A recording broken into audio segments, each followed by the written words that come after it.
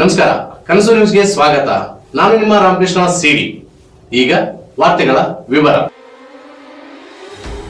ಗಂಗಾವತಿಯ ಶ್ರೀ ಸೇವಾಲಾಲ್ ಮಹಾರಾಜ ವೃತ್ತದ ಬಳಿ ರಸ್ತೆ ದುರಸ್ತಿ ಸರಿಪಡಿಸಲು ಮೇಣದ ಬತ್ತಿ ಬೆಳಕಿನೊಂದಿಗೆ ಸಮೂಹ ಮೌನ ಪ್ರತಿಭಟನೆ. ವಿರ್ಪಾಪುರ ನಗರ ಸೇವಾಲಾಲ್ ಮಹಾರಾಜ್ ಕಾಲೋನಿ ಜನತೆ ಗಂಗಾವತಿ ನಗರಸಭೆ ಆಯುಕ್ತರ ಮೇಲೆ ಆಕ್ರೋಶ ವ್ಯಕ್ತಪಡಿಸಿ ಮೇಣದ ಬತ್ತಿ ಹಚ್ಚಿ ಇಂದು ದಿನಾಂಕ ಜೂನ್ 13, 2025 ರಾತ್ರಿ ವೇಳೆಯಲ್ಲಿ ಪ್ರತಿಭಟನೆ ನಡೆಸಿದರು.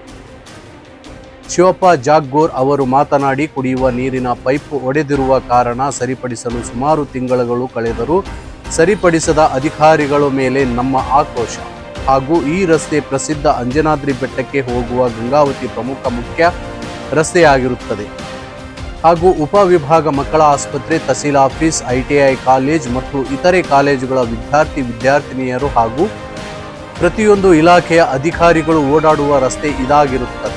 ಇದೇ ರಸ್ತೆಯಲ್ಲಿ ದಿನಕ್ಕೆ ಲಕ್ಷಾಂತರ ವಾಹನಗಳು ತಿರುಗಾಡುತ್ತವೆ. ಇದ್ಯಾವುದು ಸಂಬಂಧಪಟ್ಟ ಅಧಿಕಾರಿಗಳು ನೋಡೇ ಇಲ್ವಾ ಅಥವಾ ಈ ರಸ್ತೆಯ ಮೇಲೆ ಓಡಾಡುತ್ತಿಲ್ವಾ?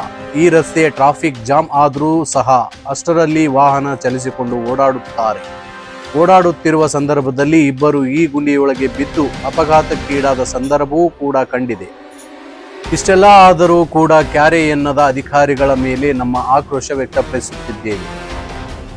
ಈ ಬಾರಿ ಮೇಣದ ಬತ್ತಿ ಹಚ್ಚಿ ಬೆಳಕಿನೊಂದಿಗೆ ಮೌನಾಚರಣೆ ನಡೆಸುತ್ತಿದ್ದೇವೆ. ಕೂಡಲೇ ಇದಕ್ಕೆ ಸಂಬಂಧಪಟ್ಟ ಅಧಿಕಾರಿಗಳು ಬಂದು ವೀಕ್ಷಿಸಿ ಸರಿಪಡಿಸಬೇಕೆಂದು ಕನಸು ನ್ಯೂಸ್ ಚಾನೆಲ್ ಮುಖಾಂತರ ಮನವಿ ಸಲ್ಲಿಸುತ್ತಿದ್ದೇವೆ. ಕೂಡಲೇ ಸರಿಪಡಿಸದೇ ಹೋದಲ್ಲಿ ಮುಂದಿನ ದಿನದಲ್ಲಿ ಉಗ್ರ ಹೋರಾಟ ಹಮ್ಮಿಕೊಳ್ಳುತ್ತೇವೆ ಎಂದು ಶಿವಪ್ಪ ಹಾಗೂ ಶ್ರೀ ಸೇವಾಲಾಲ್ ಮಹಾರಾಜ್ ತಾಂಡ ವಿರ್ಪಾಪುರ ನಗರದ ತಾಂಡದವರು ಘೋಷಣೆಯನ್ನು ಕೂಗುತ್ತಾ ಹೇಳಿಕೆ ನೀಡಿದರು. ಈ ಸಂದರ್ಭದಲ್ಲಿ ಶಿವಪ್ಪ ಜಾಗ್ಗೋರ್, ಗೋರ್ಸೇನಾ ರಾಜ್ಯ ಉಪಾಧ್ಯಕ್ಷರು, ಪಾಂಡುನಾಯಕ್ ಮೇಸ್ತ್ರಿ, ಶ್ರೀ ಸೇವಾಲಾಲ್ ಮಹಾರಾಜ್ ಕಟ್ಟಡ ಕಾರ್ಮಿಕ ಸಂಘದ ಅಧ್ಯಕ್ಷರು, ಹನುಮಂತ ಮೇಸ್ತ್ರಿ, ಕೃಷ್ಣ ನಾಯಕ್, ಮಂಜುನಾಥ್, ಶಂಕರ್ ನವಲಿ, KR ಸಂತೋಷ್, ಮೌನೇಶ್ ಸೇಟು, ಮಂಜುನಾಥ್ ಪೀರು, ಸಂಗಾಪುರ್, ಪರಶುರಾಮ್, ರಾಜು, ಅಭಿ ಹಾಗೂ ಇನ್ನಿತರರು ಇದ್ದರು.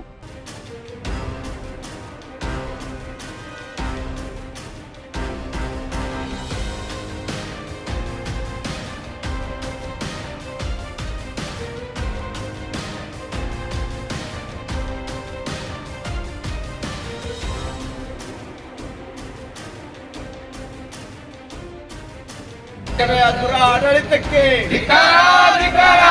ತಹಸೀಲ್ದಾರ್ ಸಾಹೇಬರಿಗೆ ನಗರಸಭೆಯ ಆಡಳಿತಕ್ಕೆ ಆಡಳಿತಕ್ಕೆ ನಗರಸಭೆಯ ಆಡಳಿತಕ್ಕೆ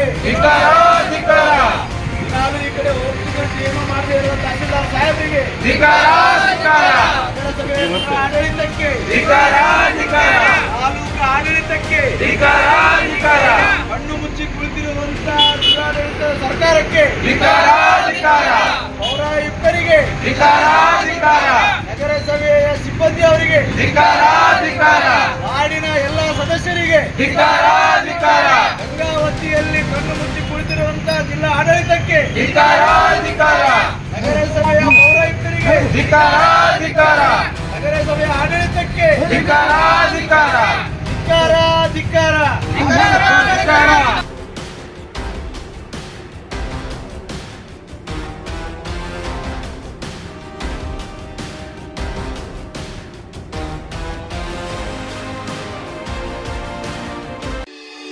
ಇವತ್ತು ನಾವೇನು ಇಲ್ಲಿ ಸೇರಿದ ಕಾರಣ ಏನಪ್ಪಾ ಅಂದರೆ, ಸುಮಾರು ವರ್ಷಗಳಿಂದ ಏನಿಲ್ಲಿ ವಿರ್ಪಾಪುರ ನಗರ ಮತ್ತು ಸರ್ಕಲ್, ಶ್ರೀ ಸೇವಾಲಾಲ್ ಸರ್ಕಲ್ ಆಜುಬಾಜು ಈ ಏನಿದು ಹೊಂಡ ಬಿದ್ದಿದೆ, ಸುಮಾರು 5 ದಿನಗಳ ನಿರಂತರ ಕಾಮಗಾರಿ ಆದರೂ ಕೂಡ ಇವತ್ತೇನು ನೀರು ಚಾಲನೆ ಮಾಡಿದ್ರು, ಆ ಕಾಮಗಾರಿ ಮಾಡಿದ್ರು ಕೂಡ ಇವತ್ತು ಮತ್ತೆ ಅದು ನೀರು ಫೋಲ್ ಆಗ್ತಾ ಇದೆ. ಅವೈಜ್ಞಾನಿಕವಾದ ಕಾಮಗಾರಿ. ಟೆಕ್ನಾಲಜಿ ಎಷ್ಟು ಮುಂದುವರೆದಿದೆ ಅಂದ್ರೆ ಯಾವ್ದಾವ್ದನ್ನೋ ಮಾಡ್ತಾರೆ. ಆದ್ರೆ ಇಲ್ಲಿ ಸುಮಾರು 2-3 ವರ್ಷಗಳಿಂದ ಇಲ್ಲಿ ಸುತ್ತಮುತ್ತಲು ದೊಡ್ಡ ದೊಡ್ಡ ಗುಂಡಿ ಬಿದ್ದರು. ಜನಪ್ರತಿನಿಧಿ ಇಲ್ಲಿಂದ ತಹಸೀಲ್ದಾರ್ ಆಗ್ಲಿ ಎಲ್ಲಾ ಪ್ರತಿನಿಧಿಗಳು ಇಲ್ಲಿ ಪ್ರವೇಶಿ ಮಂದಿರಕ್ಕೂ ಬಹಳಷ್ಟು ಪ್ರತಿನಿಧಿಗಳು ಓಡಾಡ್ತಿದ್ರು, ಕಣ್ಣು ಮುಚ್ಚಿ ಓಡಾಡ್ತಾ ಇದ್ದಾರೆ.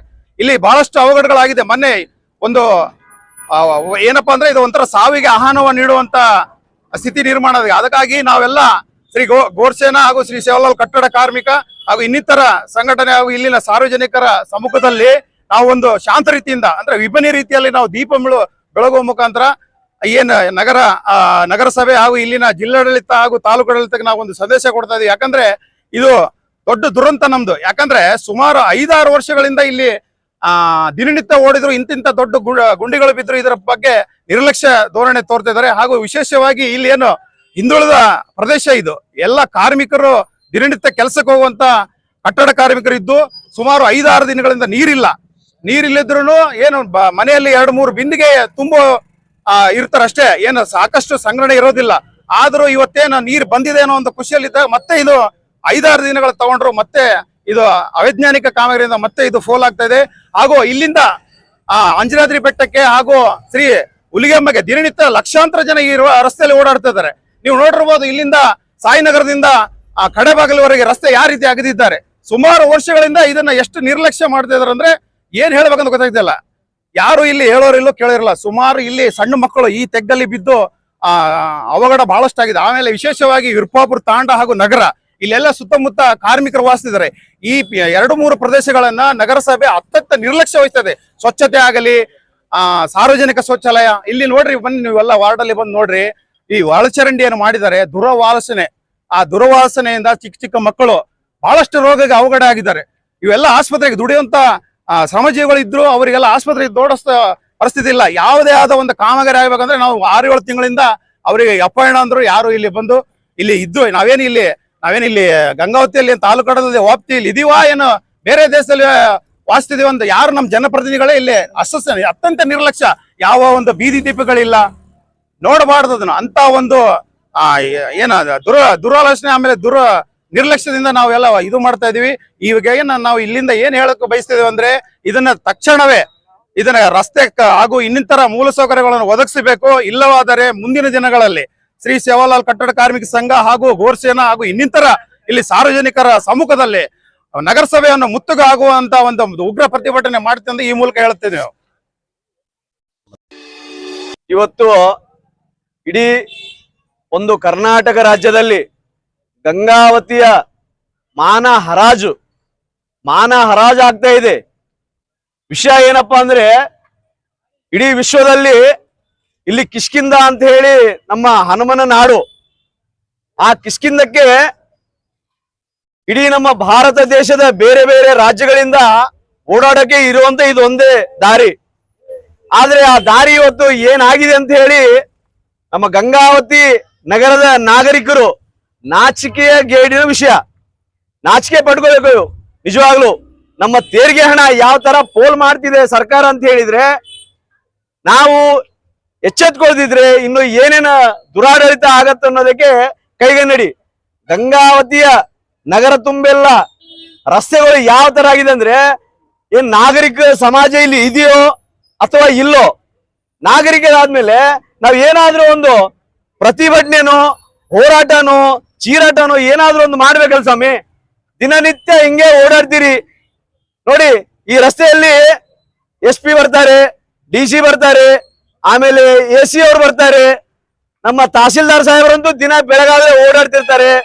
ಆಮೇಲೆ ರಾಜ್ಯ ಮಟ್ಟದ ಎಲ್ಲ ಅಧ್ಯಕ್ಷರುಗಳು, ಸದಸ್ಯರುಗಳು, ಬೇರೆ ಬೇರೆ ಸಂಘಟನೆ ಎಲ್ಲಾರು ಬರ್ತಾರೆ, ಕಣ್ಣು ಮುಚ್ಚಿ ನೋಡ್ತಾರೆ, ನೋಡ್ಬಿಟ್ಟು ಹೋಗ್ಬಿಡ್ತಾರೆ.